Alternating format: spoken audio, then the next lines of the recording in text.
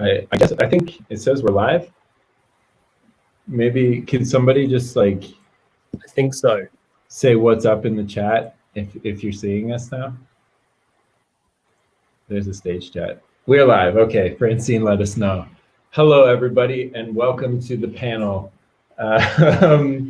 Yeah, so today we're going to be talking a little bit about, I forget what the official title is of this panel, but we're talking about how some outlets have adapted to make new offerings and to make life in these times a little bit more possible for things to continue to function in some way, and for us to have opportunities for artists and creators. So I'm going to start by doing a round of introductions, and I'll just, I guess, I don't know if your guys' grids are aligned the same way, but if somebody wants to just introduce themselves first, that's good.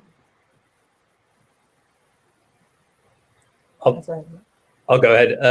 I'm Aly Gillani. I'm the European and UK artist and label rep for Bandcamp. And I've been there for about 5 years. And I also run a record label called First Word Records, which I've been doing for my whole life, it seems. Yeah, happy to be here. I guess I can go next. So I'm Andrea de Leon, and I am an A&R. So I'm a senior A&R manager at a company called Audio Network. I look after the European territory. Audio Network is a music production library, so we primarily make music for sync and licensing purposes to moving picture, whether that be TV, adverts, films, trailers.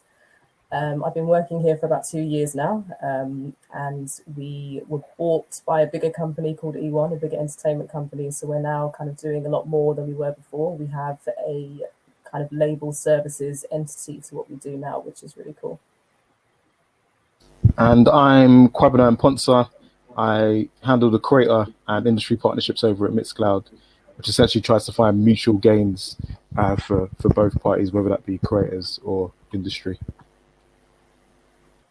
Cool. And I'm Tim. I'm the panel moderator, and I have a label called 777 Music out of Oslo, and previously worked in digital distribution and working for other people's labels, and very happy this year to have made the transition to doing our own thing. So yeah, I'm the token Scandinavian in this panel, I guess. But I'm not actually Scandinavian. I'm from Canada.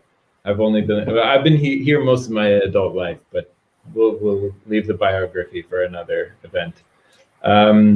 So first of all, thank you everybody for joining, and hope we can have an interesting conversation for everybody out there. It's always a little bit harder when you don't feel the feedback, like if our jokes are landing, or if people are like looking really interested in the points that you're making. But I thought we could start by just the latest developments on your platform. So maybe services that have been introduced over the past few months, or updates that have been made to the business model of your platforms or the companies that you're working for that have sort of helped people to adapt to the reality of the music industry right now. Yeah, just so that our audience out there might learn a little bit about what you're doing that could help them, could make life easier, more interesting, maybe create revenue that they didn't understand could be there before. Yeah, basically what's new. Who do you want to go first? You. Yeah. Okay. Yeah. Over at Mixcloud, we basically, over this period of lockdown, it's been twofold for us. So on the one hand, some of you may be aware that we had a brand partnership arm, which essentially that side of the business is completely slowed down.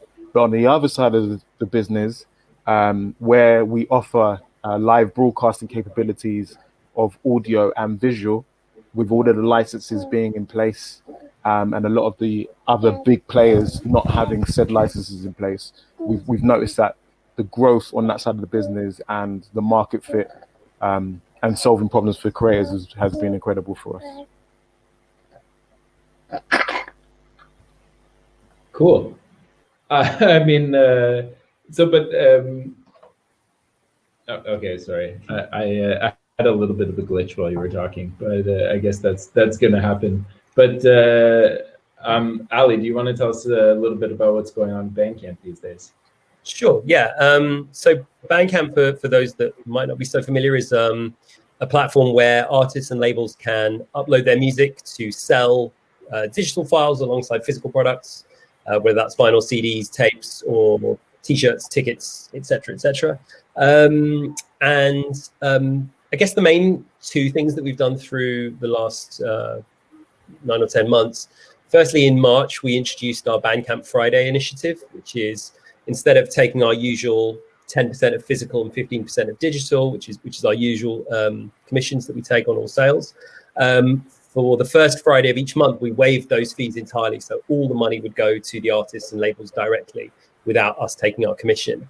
And really the reason we did that was, we understand that there's artists out there with lost revenue, and it was a way of trying to drum up more income for them.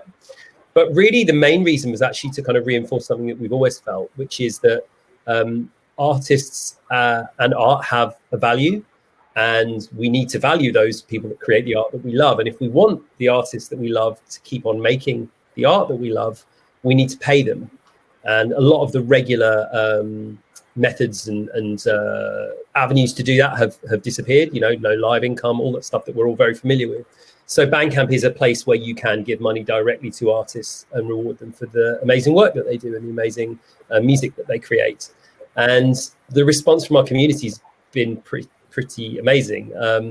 Before the pandemic, on an average Friday, we would probably turn over around $300,000. The first Bandcamp Friday we did was 15 times that amount. And we had one in May, which was almost double that again. And it stayed consistently pretty high. And I think it's kind of, the artists and labels have been really brilliant at kind of getting more music up and more merch items. And there's been lots of kind of charity initiatives as well, which fans have really got behind. But I think also it's just sort of speaks to the type of fan that we have on Bandcamp. Like, they understand independent music. They understand that your average independent artist isn't living a life of luxury. And they're willing to put their hand in their pocket to kind of compensate them for that. We also did the latest of our fundraising initiatives as well. So in June, we did the first, what will be our annual Juneteenth campaigns, where we, for one day, the fees that we took in, we donated to charities that support racial justice in the US. We've previously done campaigns for the ACLU, which was to kind of combat the Trump Muslim ban, and also the Transgender Law Center. Juneteenth will be something that we do every year, and we'll be looking at ways to promote those organizations too. So kind of taking our place as part of a musical community seriously is something that's important to us, and we'll continue to stand up for causes that we believe in. And then the other thing which we launched only last week is a ticketed live streaming platform. So you can broadcast a live show direct from your Bandcamp page. And I guess the kind of USP is that you can have a curated merch table right below the streaming window. So you can be selling music that you already have on Bandcamp, or special merch items, etc., directly out of that window. So you're not having to kind of click out to buy something during the show. So that's sort of in its, we're sort of starting to enable more and more accounts at the moment. And we hope to have a good number more enabled by the new year. So that's kind of another sort of big. So that's a service you have to request, though. At the moment, yeah, we sort of enabled a certain number of accounts. I think basically we're just trying to, it's still early days with the service, so we don't want to just kind of blanket make it available. We want to make sure that the people using it are artists and labels that have a history on Bandcamp already, that we know are sort of trustworthy and are going to deliver something good for the fans. So that's kind of how we're sort of doing the initial rollout. But, the idea is that it will be made wider, and we'll kind of have tools available to make sure that things go smoothly and all the rest of it. But yeah, so far so good. We've had don't know, 30 or 40 shows so far, and you know, good internet connection notwithstanding, they've generally gone pretty well. So yeah, that's something that there'll be a lot more from in the future. Have you been finding that most people use that feature as a way to sort of like stream home concerts, or like more fleshed out productions, like starting to you know, put on shows where you have it's sort of like a concert proxy more than the at-home experience? Yeah, kind of a mix of the two, actually. I mean, I think one of the things a lot of us noticed, and I think it was maybe a panel I was on with Kwabena earlier in the year about like live streaming, and you know, there was the Laura Marling show, which was a massive show, and you know, an amazing performance, like live at, you know, a recording of a show at the Union Chapel and all of that. And I think it was brilliant, but for a lot of artists, that was actually a little bit intimidating because most of us don't have access to the Union Chapel and a full film crew and lighting and all of that stuff. So definitely what we have, you could do something like that. You know, it's absolutely possible to do that. And we hope to see artists doing things like that. But also we wanted to make it clear that if you just want to do a show from your living room or from your home studio, that's totally fine too. And it was just a case of making it as accessible for all. And I think like Bandcamp has the whole sort of ethos of Bandcamp is that direct to fan intimate relationship between fan and artist and breaking down the barriers. So it's a platform where you could do something like that and people wouldn't be like, well, that's not what I paid for, and kind of get upset about it. So yeah, I think it's a mix of both. We've seen, like, I think I've been to a few of the test shows that we did, I've attended from my house, you know. You've been there. Yeah. It's like you're in the room, man. Yeah, and I think the one that I found most interesting was an artist called Dent May, and he had like two setups. So he had one setup for his keys and one for his guitar, and he had like some friends like running the stream for him, and it looked like it was in his home studio or in his house even. But he had his laptop with him where the setup with the guitar was, and he was able to like shout people out that would put in comments in the chat room and answer questions. And like that to me was really compelling, because like for me, there's nothing replaces that feeling of being in a room with other people and listening to music and seeing a performer like 10 feet away from you or whatever it is. Like that's so, you can't replicate that, but you can do something different that is intimate in other ways. And I thought that kind of model where you're getting something that actually wouldn't be possible if you were in a regular show, you know, in a club, that was really interesting to me. And I think the idea of like kind of augmented listening parties, you know, where you're sort of, I have a new record out, here's the first place to listen to it, and I'll talk through some of the tracks. You know, you can have like a lot of the people using the streaming software are using our streaming setup, using OBS, the open source platform to stream from. And there are plugins to that where you can capture your screen, so you can even show like Ableton sessions or whatever. I think it's like stuff like that where you're seeing something that you literally couldn't see if you were in a real show. That's going to be the stuff that we actually learn from this and take forward beyond when, you know, things that might exist beyond the COVID period, things that continue to have value or innovation that's been created in terms of live experiences. Exactly. Yeah. Okay, cool. I want to just change gears a little bit and ask Andrea a little bit about what she's doing, because it's slightly different. We're talking about like maybe a different possibility. Yeah. So I guess we do have a platform. So Audio Network does have a platform and a website, and that is the backbone of our business, but it's not necessarily the place for artists and composers and producers to go to deal with their side of things. So our platform's more focused on client engagement. In the past few months, I guess over the lockdown periods and kind of this difficult pandemic situation, in terms of website updates, there haven't been any massive ones, because what we've seen is that our kind of formats and the way that we do things has worked well during this period. So in terms of engagement from clients, and when I say clients, I mean kind of TV broadcasters, production companies, film trailer companies, and, you know, YouTubers and anyone who uses music in their content. they've been able to go to our website and they've been able to download music and sync it to their content in the same way that they would have beforehand. And because we have that platform, that person-to-person kind of contact isn't necessarily needed.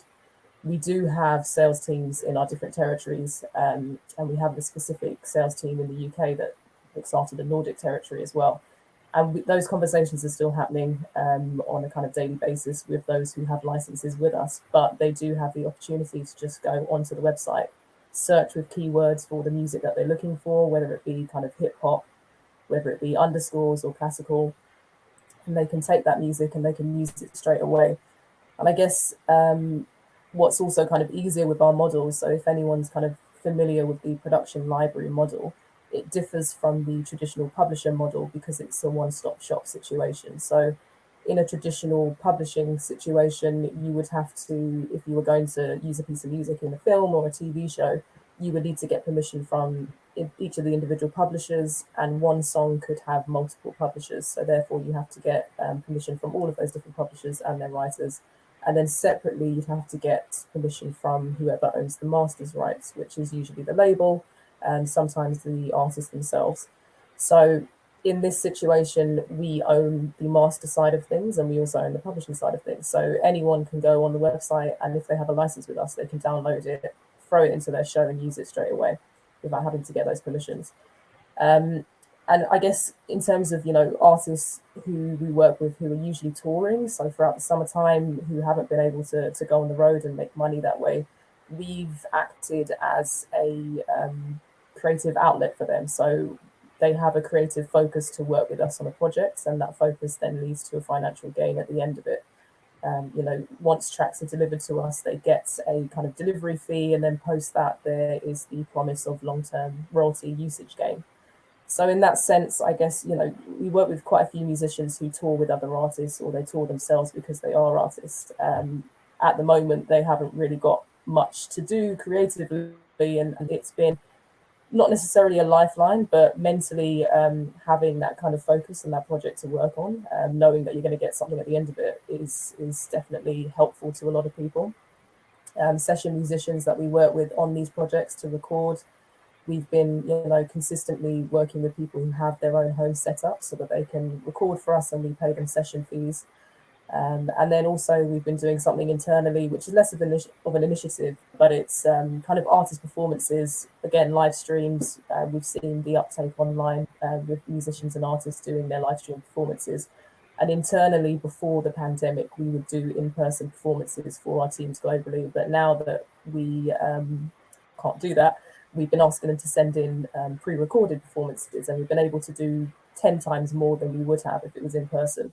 And we pay for each of these. And then if we use that online on social media, we then pay them again for that. So we're trying to find as many different avenues as possible to ensure that the composers and artists and producers we work with are still making money and generating money with us throughout this time.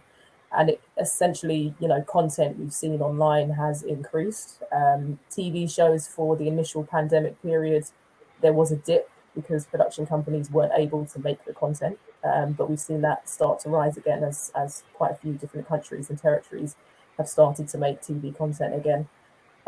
So that usage for everyone that we work with, all of the artists, that's continually generating in the background, and they will at some point be paid by their PRO, that kind of money. So I guess for us, things haven't changed. We've had to adjust a little bit, but essentially it's been consistent. So it's been a source of income for us and for our artists throughout the whole period.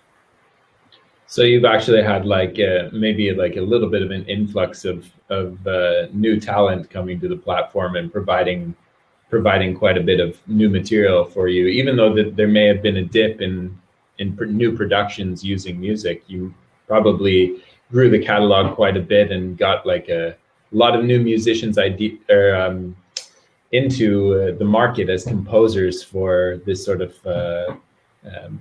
audio licensing usage. Yeah, definitely. And usually during the summertime, because people are touring, they don't have the time to do projects with us. But because that's not been happening, more and more people have been coming forward and saying, hey, do you have a brief for me? Which has been really great. And we release 10 albums a month, so we have a lot of projects to fill, which is good as well. Well, that's I guess it's good because now we're starting to get like our publishing and our sync reps coming to us saying like everybody's starting to produce new things, like Hollywood's up and running again. There's new seasons of everything coming. So yeah, I guess it's a good time to have been proactive throughout your COVID period, but it's also like I think sometimes we're not aware of these things as artists or as artist managers or people who are looking after composers or not necessarily like touring artists, but you're also working with touring artists as well. So if people are finding time to get into the studio and create for those purposes, then it can definitely be an interesting revenue stream for like, let's hope it never happens, but the next pandemic will be more prepared. And face masks and we have home studios now. Exactly.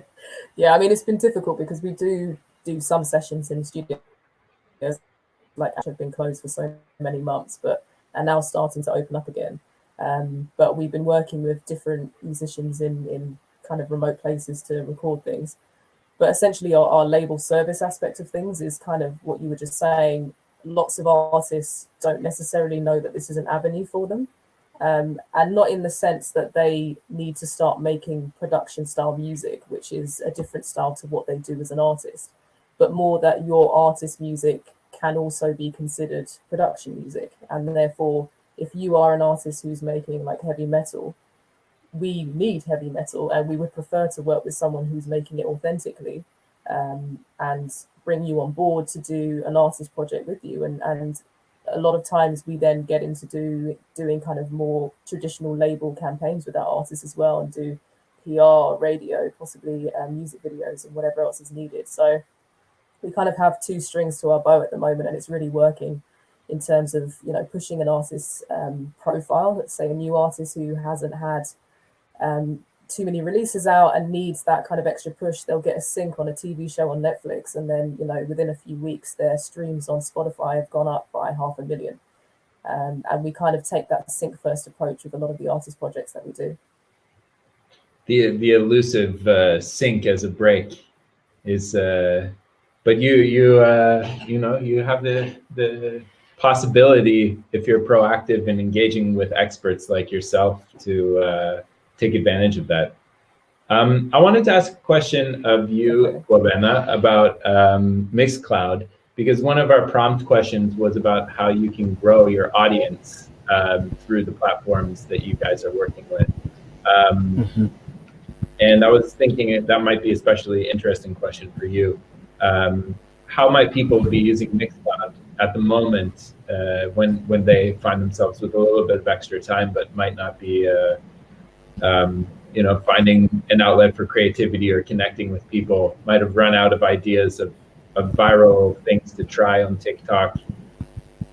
Yeah, so over at Mixcloud, it's pretty much like a full stack setup. So you have the subscription service whereby creators can have audiences subscribe directly to them. So that might be pay $2.99 and you'll have access to early or exclusive content. And then, as I touched on, we also have the live streaming aspect of things, or live broadcasting. And then you have your regular space in which you can upload content or archive your existing audio content. Now, within the live feature, there is the chat room, which creates this great space for you to be able to build a relationship with your audiences. The audiences can also talk with each other within that chat room.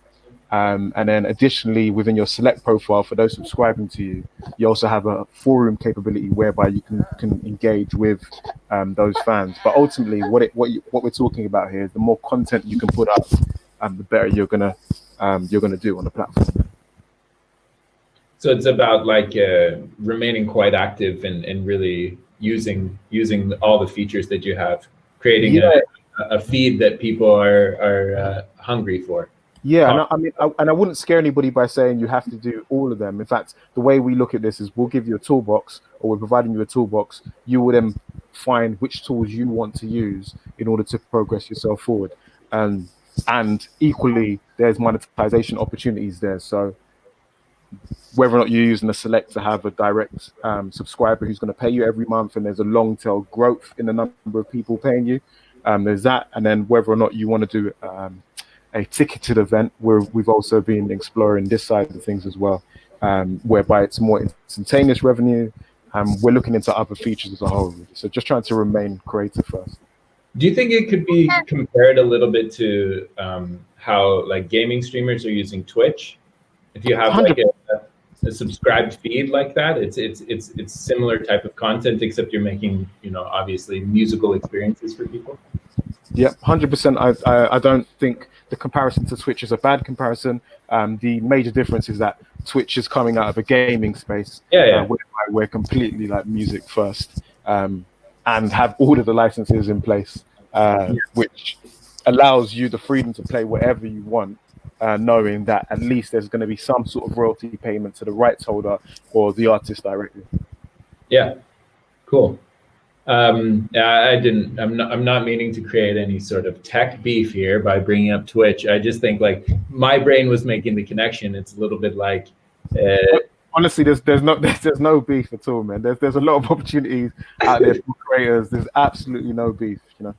I think though, like the only music Twitch that I've seen that really feels sort of like a music Twitch, but it's not even really, is the T-Pain one that's going on, where he's like singing a lot, but he's also playing games and chatting with people and stuff, but it's improvising. He's not like sitting there with his own music or has like a DJ mix going, and you know, it would get shut down pretty quickly, I think, as soon as you start dipping in and out of songs, they get picked up. But I think that's super interesting, and I think a lot of people don't think about that when you can't be touring, when you can't be interacting with fans in the same way. I know that there's also like there's a lot of artists who make the kind of content that does well on Mixcloud for promo purposes, and you know, maybe have a DJ career going alongside a career as sort of like I don't know, let's say noise guitarist or something like that. And it could definitely be a way to have people understanding a multifaceted artist, and even if DJing or creating that kind of content isn't really a part of your persona, I think it's an opportunity to expose people to maybe a more deep and complete view of who you are. And I think that's so much about engagement, and keeping people engaged with an artist is everything these days, and looking for the tools in the toolbox that, you know, you're actually quite skilled with. I think anytime you have the ability to use that to attract a new audience, it's a really good thing. It's important to note us also on our end that we don't just deal with just long audio formats. So you don't just have to be a DJ. You could be potentially uploading some short form content, but of course, if you're doing a podcast or doing a playlist or doing a mix, these are all different types of audio that can live within our ecosystem. I think we've had a bunch of artists that we work with ask about, like, I want to do a podcast now that I'm at home. Like, everybody in the world wants to make a podcast right now, even if there's already like 47 podcasts that are about like I don't know, like burger shops in Minnesota or something. Like, people are like, I think I can do it better. But I think that one space that's a little bit difficult with podcasts is making like the traditional music show as you would have experienced on the radio. I mean, for some of us that are slightly older and grew up with that kind of thing being your primary form of musical discovery, I think that's also something that is a really cool opportunity through Mixcloud, is to be able to do that kind of program. Because you have licenses and everything. Exactly that. Like anywhere else, you can't legally do that. That's not to say that it doesn't go on anywhere else, but at least here, when you're doing that, you know the creators are being paid. You have the freedom. Yeah. You're not thinking about, like, I speak to some creators and they're thinking about, okay, wow, I can't play this particular record because if I play this record, it's going to make everything kind of come down, you know? So, yeah, you just have that freedom to do what you want to do. Cool. I wanted to also ask, when we're talking about, like, I'm blending a few of these Q questions that we had together. We've gone from the opening phase of the panel into the making our way through it in terms of natural human interaction now. But I know that with Bandcamp, there is also like a big part of succeeding in Bandcamp or having Bandcamp work for you is building an audience on Bandcamp. Have you seen that be something that you have people focusing on a little bit more during this sort of like pandemic time that we're in? Also, like maybe talk a little bit about how it works, because I think when we started talking about setting up our label on Bandcamp, we were a little bit slow to do that, but we're very, very big into Bandcamp now. There's quite a big percentage of sales and interactions on Bandcamp that are coming through discovery via Bandcamp. Yeah, that's right. So I think, when we first started as a platform, it was very much a tool for you to just upload your music and sell it. It was there to kind of take the tech side out of something that bands and artists needed to do. But yeah, we've spent a lot of time and effort creating tools for discovery. So probably the biggest one of those is the Bandcamp Daily, which is our editorial platform. So we have 4 editors based in Brooklyn, New York, and around 100 freelancers all over the world.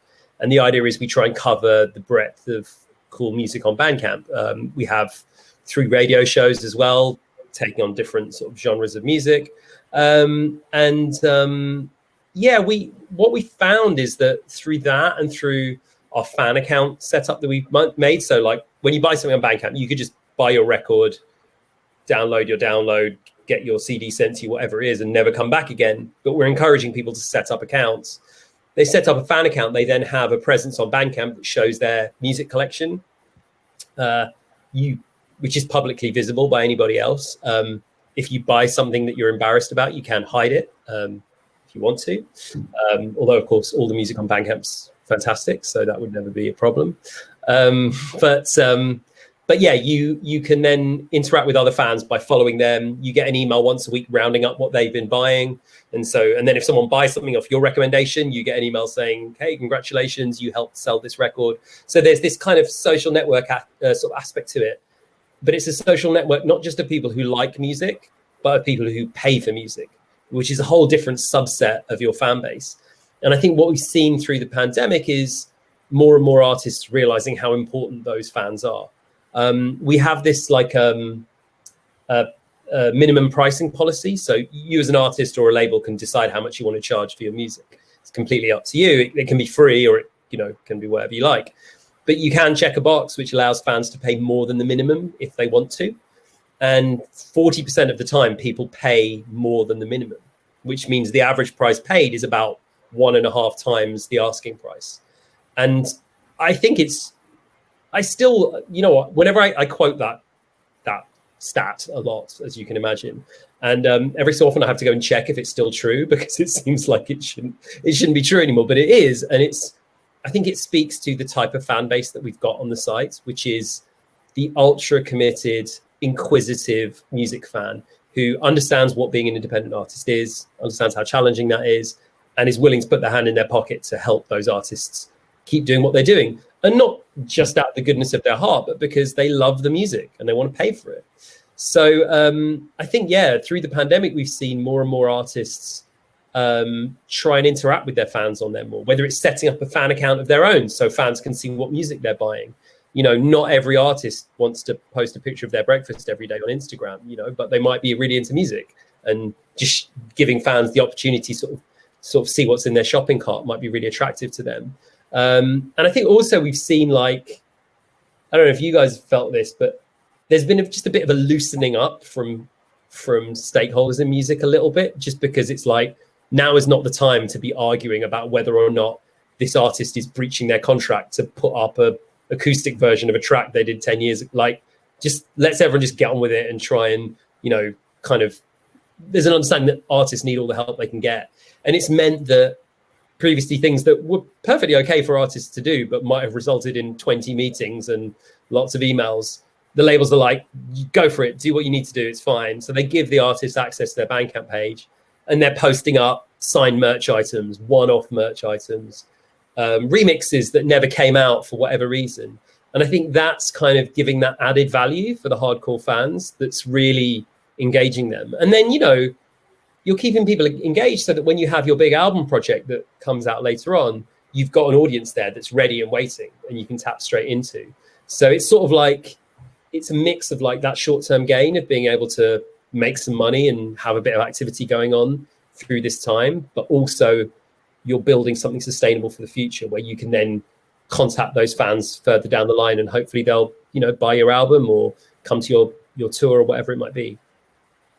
Yeah, I think we had a little bit of like, there were a few discussions of like bundling and these types of things that got a little bit dicey. And then we were just like, you know what, yeah, let's all try to eat here.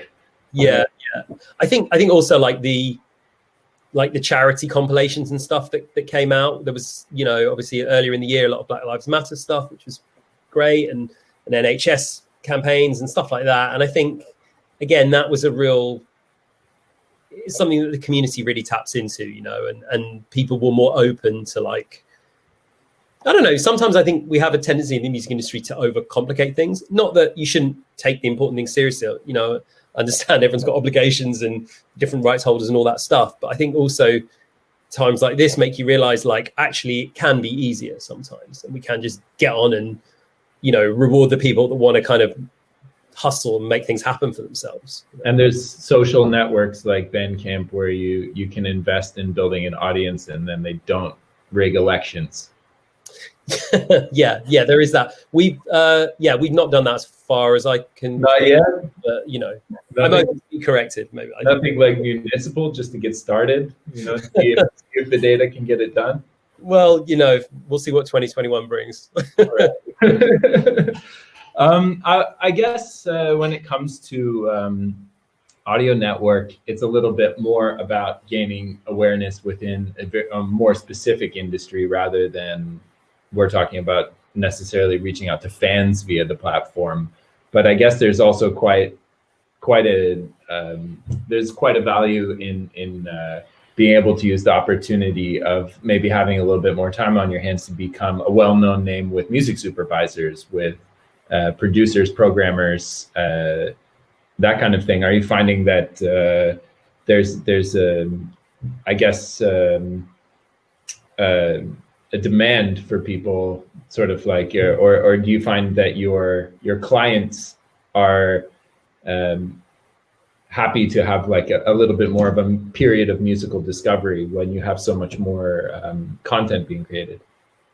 I guess it all depends. There are certain composers, I would say, that over the years, because they've done so much work, certain production companies or broadcasters know that we want, you know, a Tim Garland track because we know that he makes the best of this, or we want a Mark Petrie kind of trailer track because we know that he does great trailer music. But for the most part, I would say that they're searching for the style more so than the person. And we have composers that work across various genres, so they can dip into different kind of briefs and things like that. And as long as the music fits the brief of what they need, then they will use it for the most part. I think we noticed quite a few years ago that even though we were working at that time with just composers who weren't necessarily artists in their own right with Spotify pages and looking to their music under their own name, we realized that, you know, once a sync has been attached to something big like a Avengers trailer or something like that, people on YouTube were then starting to post videos of that sync and that track because they've heard it on the trailer, and those videos were getting thousands and hundreds of thousands of views. So we realized at that point that, you know, we always knew that there was a connection between fan base and sync anyway, but at that point that we could do more to kind of showcase artists to our clients and build their fan bases by doing what we do every day. So we've now started to release music onto all of the streaming platforms because we know that if we do that and a sync does land somewhere and it picks up interest, that artist can then grow their fan base in the same way on their social media platforms, but also on Spotify and on the streaming platforms. And it's just an extra revenue stream for them. I mean, even apart from being a revenue stream, like just the discovery opportunity that you make available to them through that is quite valuable. Yeah, I mean, recently a case would be an artist called Andrea Rocha, and essentially she's not an artist, but she makes amazing Latin pop music, and she's a producer and she's a composer. She doesn't really want to be kind of the face of it, but she has essentially ended up being the face of it because she got a sync on a popular Spanish Netflix show, and that just blew up, and she was on, you know, nearly 1 million streams within a couple of weeks on this one track, and people all over the internet were searching for her, trying to find out who is this Andrea Rocha, where is she, what content can we get? So at that point we decided, okay, we need to start making content with this artist, and we're seeing her social media starting up, and you know, her Shazam start going crazy. So in that way, you know, artists are benefiting kind of overall in their career, and they do decide to do their actual artist projects with us, or they do it separately alongside kind of doing other stuff with us. But it is kind of an all-round circle type thing, and we're trying to connect all the dots to make sure that what we do benefits them and what they're doing is benefiting what we're doing, and so on and so on. Cool. We've got slightly under 10 minutes left, but I thought we could talk a little bit about other things that you're seeing out there that might not be your platform, your company, that are particularly interesting or exciting for artists right now during COVID. It's one of our prompt questions, but I think it's also interesting because then we all go off the company line and maybe just talk about some interesting things that we're seeing out there. Does anybody read that one and have something jump to mind? I'm quite interested in what's going on with the Melody VR set, really, and how that develops and where that can kind of go. This kind of like digital performance, 3D performance, augmented reality, you know, what that looks like in a post-COVID world, perhaps with a vaccine, but you can't feel the premises as much as you would like to feel it, you know. And also I'm excited by what Aly and them are doing as well, actually, in terms of the live stream side of things that they've also brought to the forefront as well.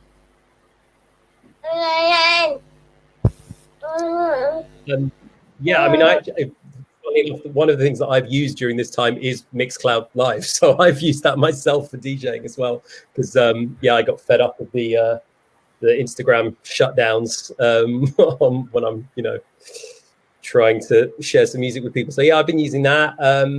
Something, it's not really kind of pandemic related, but something that I thought was kind of cool is this new product called Feed, and it's something to help you do like Instagram and Facebook advertising, but it basically, like, you enable it for your account and it will pick which of your posts are performing well anyway, and then turn it into an advert and have like a call to action on it. So, and it does like A/B testing and stuff in real time. So it will kind of like, if something's really not working, it will just shift it over to something else. Because I think it's something that, like, everyone, particularly in labels, you're trying to do online advertising, but it's really easy to just waste a load of money. And by the time you've realized you've wasted it, there's nothing to be done and it's all kind of gone, if you know what I mean. So yeah, and at the moment they're doing a thing where I think they're not taking a fee for it. I mean, eventually it will be a commission-based thing, but at the moment it's free to use. So they just assign a budget that you allocate. So that was quite interesting to me, because it's just, you know, I feel with all of these options that we have available for us, it can be really hard for artists, because you're sometimes being pushed into do things that you're not interested in. Like, no one became a musician because they wanted to learn how to do social media or like how to set up a live stream or whatever it is. It's like, those are all just stuff we have to learn because you need to survive. So I really like products that demystify things and take that out of your hands so that you can focus on the stuff you're good at and the stuff that you want to be doing. So yeah, that's something. I've not actually used it yet, but it looks super interesting. So yeah, I think the website is tryfeed.co or something like that, but you'll be able to find it. It seems pretty cool. Cool. I was reading in Music Ally about this Chinese company called Modern Sky. It's sort of like a label festival that I think they have a design firm. There's studios in the basement. They have started, I guess China has a very different COVID situation than a lot of the rest of the world, because it kind of like got things under control and have started to like have IRL festivals and stuff now. So I was seeing that they have started to have some sort of hybrid events. So they're selling tickets online to festivals that are happening physically, which is, I guess, like, people were doing that a little bit pre-COVID, but I think maybe like our openness to things like that have changed quite a bit. So you're able to take like localized concepts and globalize them, which maybe takes a little bit of what's special out of it. But of course, you still don't get to be there and smell the smells and see the sights in the same way or whatever. Augmented reality could be a really interesting way that those two sort of converge. So you have this sort of like online in-person experience and then an in-person experience. But I also thought it was interesting. They talked about having a track to getting slots at the in-person festivals by having successful streaming gigs. So it's sort of like there's a streaming festival, which is sort of a contest to then get a slot to one of their like or several of their 20 festivals that they have going on that summer.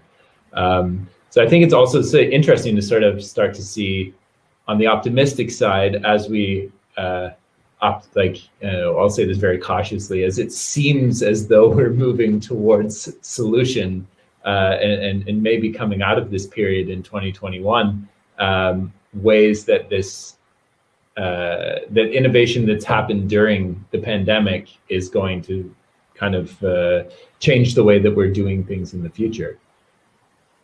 So I thought that was a cool one. Definitely. I mean, for me, what was their name again?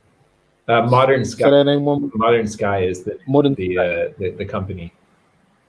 Sorry, Andrea. No, that's fine. I was just going to say, for me, I'm not a massive tech person, admittedly, but I guess just seeing the wider opportunities that have been going on certain platforms like that we're used to, like Tiny Desk on YouTube, and how they're doing 10 times more concerts than they would have done if they were doing the usual Tiny Desk. And also, as you were saying, like competitions where artists who haven't necessarily got a name for themselves just yet are able to enter into the contest, be featured on Tiny Desk kind of platforms, and if they win, then get a bigger kind of setup to do a bigger show.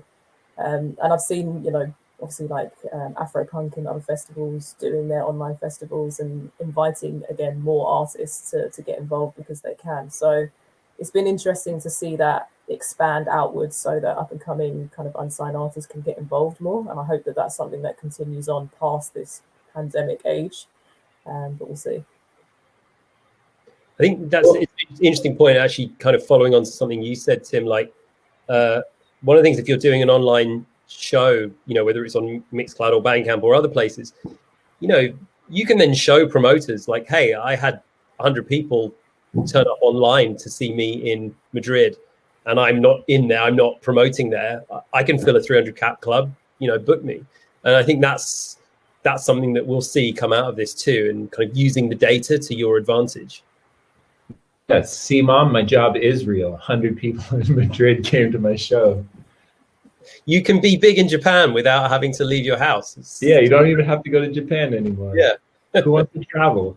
But I also think there's a wider opportunity or another opportunity there as well, in that, like, you having your show in a smaller club, but now you can actually reach a wider set of people, you know, like the show can be in London, but everybody globally can, or it can be in Oslo, but everybody globally can enjoy it. Yeah, you know? You can have sweaty basement sessions with like 1,000 people watching online and really being into what you're doing. I think we're supposed to get out of this room because the next panel is starting, and we were told by Francine we had to bounce by 10:02.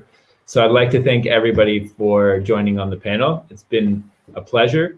I've learned new things. I hope the people watching have learned new things too. Shout out to Lisa and Jonas, who both wrote something in the comment section while we were talking. Yeah, hope you guys have a great afternoon. Thanks very much. Good to see you guys.